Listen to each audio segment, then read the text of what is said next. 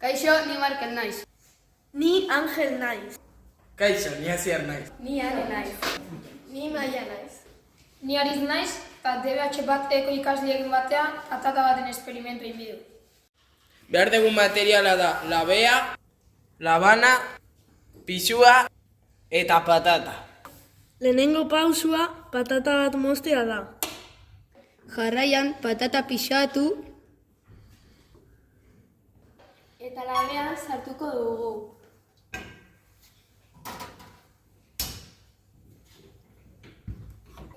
Zortzi ordu pasata gero patata hartuko dugu.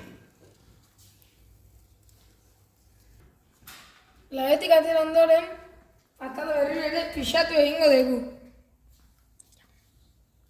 Prozesu hau egin ondoren, patata pisua galdu duela ikusiko dugu.